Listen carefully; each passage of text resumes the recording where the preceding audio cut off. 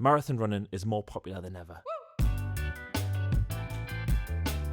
But that doesn't mean you should race one just yet. If you've never ran one before, or even if you have, there are a bunch of things that you should think about before you take on your first marathon. And these are all things I wish I knew before I ran mine. And there's one thing on this list that I see all the time that has a massive negative impact on performance, and I think it will really surprise a lot of you.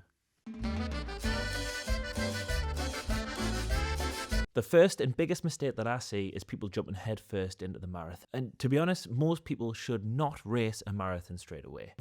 When elites race marathons, they are exceptionally fast. And you might wonder why that is. Yes, they're genetically gifted.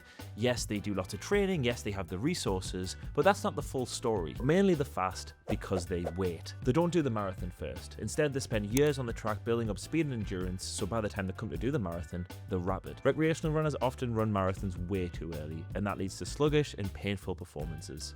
I think social media is great in the way that it's bringing more and more people to the world of running, but just because someone on Instagram says that you need to race a marathon, it doesn't mean that you actually have to. You've got to do what's right for you. To race the marathon well, our bodies need speed and endurance, which takes years to build. If you really want to be fast at the marathon, start off on the track, build up at the 400, 800 meters, and then eventually go to the 5k, the 10k, and once you've got fast at these distances, then take on the half marathon. Get fast at that, and then later take on the marathon. That's what elites do, and it's what we should do as well as recreational runners if we want to be fast. Now, we've done a whole separate video on this topic, which you can watch by clicking the video here. The second thing to think about is what race to choose, because the race that you choose matters a lot. So you've got your smaller races, which are generally more casual and cheaper, and there's actually a chance that you might finish on the podium. Whereas you've got your bigger races, which while they're more expensive and, they generally have you boxed in at the start quite early, which makes it difficult to warm up, they also have much bigger audiences. And having a big audience lets you leverage the audience effect, which is this phenomenon where having spectators there actually makes you run faster. And we've done a whole video on that, by the way, if you're interested in learning more. But big races like the Great North Run or the World Marathon Majors are expensive, but fantastic ways to improve performance through lots of spectators. And they're also very well organized, which means that you're guaranteed aid stations, great organization on the day, before and after. And that's something that can be very important when it comes to race day, to just take one less stress out of the day.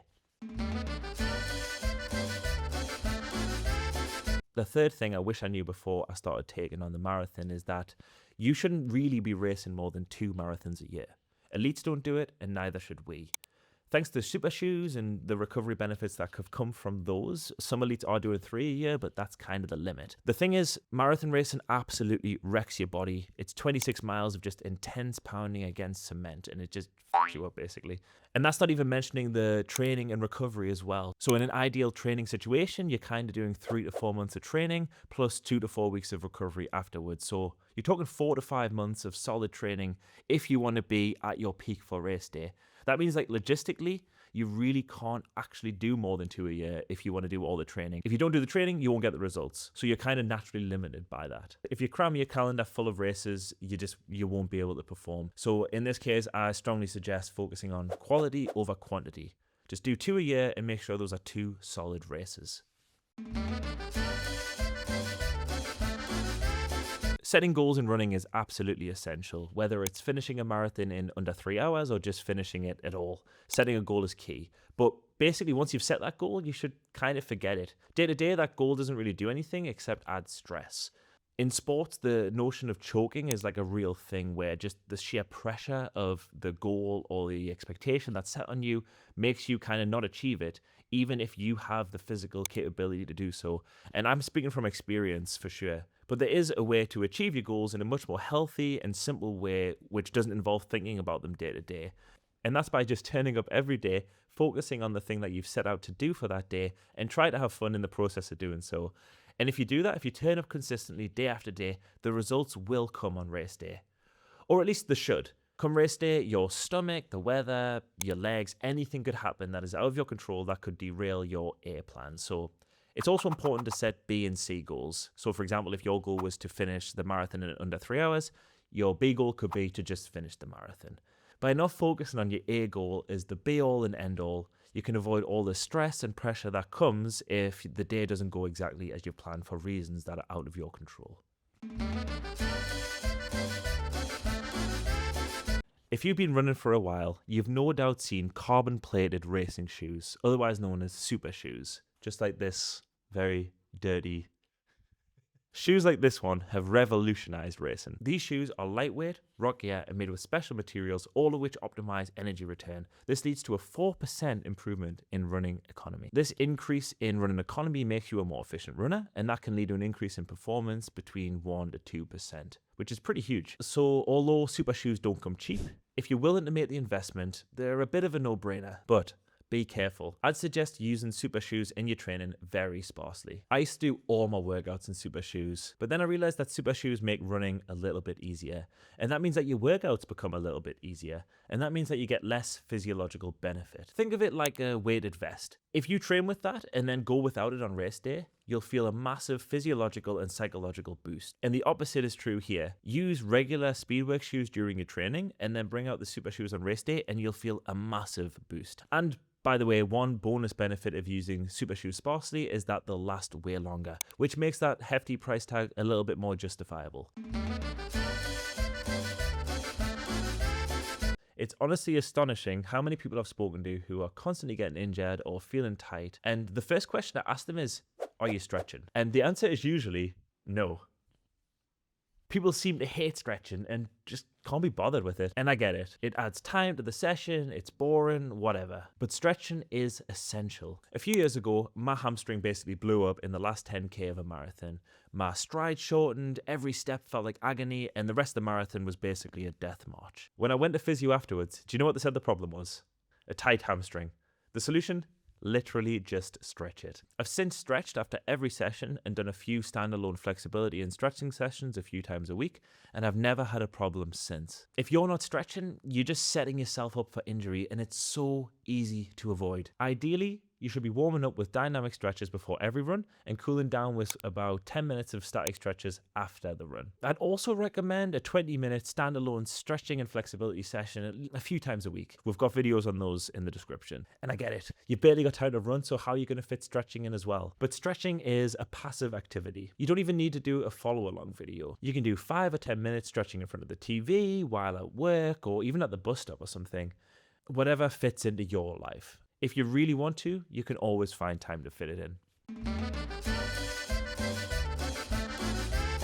Learning how to pace properly is essential for marathon racing. Racing an even, consistent pace works well for the 5k, the 10k, and perhaps even the half marathon, but it doesn't necessarily translate well to the marathon. For almost all runners, elite and recreational alike, the ideal way to race a marathon is to race it just below your lactate threshold, your LT2 pace. You want to stay just below your LT2 pace for the most part of the race because this is the fastest sustainable pace at that distance. If you start running above your LT2 too early, as most first-time marathoners do, you'll feel great for the first 10 miles or so, but then you'll hit the infamous wall. And instead of finishing strong, you'll be facing a death march. The most common approach to racing a marathon is to race the first 20 miles or so just below the LT2, and then to gradually build up to your VO2 max pace in the last 10 kilometers. They say it's these last 10 kilometers where the marathon race really starts. This approach means that you're doing what's called negative splits. That means that you're doing the second half of the race faster than the first half. And that brings us to the absolute most important tip I can give you around marathon racing, and quite frankly, racing in general, and that is to hold yourself back.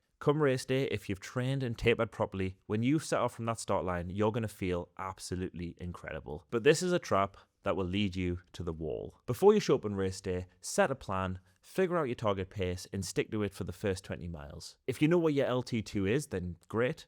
Your target pace should be just below that. And if you don't, figure out what your target race pace is, and then figure out if that pace is sustainable during training. Then on race day, you can race around that pace. And then, most importantly, once you've got that plan, stick to it very, very conservatively. Don't let your pace go beyond your target pace, not even by 5 to 10 seconds. In fact, if anything, go slower. Hold back as much as you can and keep as much energy as you can so that you can really race in that last 10 kilometers. And when you're in that last stretch, just let loose. If everything's went to plan, you should feel incredible. Pacing is a huge and complex topic that's way out of the scope for this video. But in terms of how to actually execute a racing plan on race day, it's largely a case of just knowing your body and feeling when you're reaching that sort of lactate threshold. But there are tools out there such as the Garmin Pace Pro which can help you with pacing.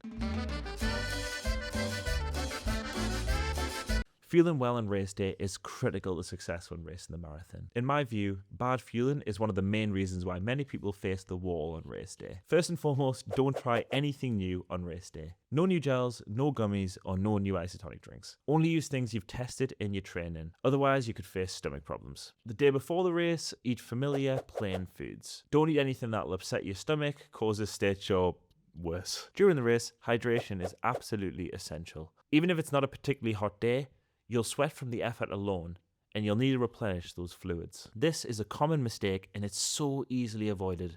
So the way it works is that dehydration makes your blood thicker, which makes it harder to move through the body. If the blood can't move easily through the body, that means that you're getting less oxygen, and that makes the effort feel harder. So I'd suggest taking at least a small sip of water at every aid station provided, assuming they're like about a mile apart. So there's loads of different ways to fuel on race day, but the optimal source is energy gels. Gels are made with simple sugars in a ratio that is optimized for your body to absorb. I'd say you want to take a gel 30 minutes before the race, and then take one every 30 to 40 minutes during. And make sure to take them with water too, by the way, to avoid any potential digestive problems. The main con of gels is that they're super expensive, but you might be surprised that you can actually make them at home for a fraction of the price. And we've got a whole video on that, which is linked in the description if you're interested. As for isotonic drinks, I personally don't do them on race day. The logistics are just way too complicated.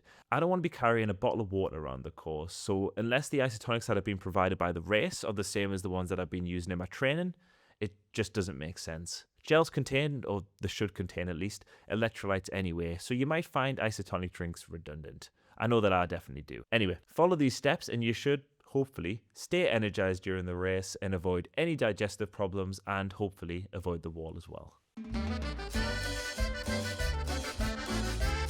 So this last point is a bit cringe, but it's to smile. I'm not telling you to smile if you don't want to, but studies have shown that smiling instead of frowning during exercise reduces the perceived rate of effort, which kind of blew my mind when I first heard about this. Basically, smiling makes things feel easier. I put this to the test in one of my races actually, and yeah, it felt about right.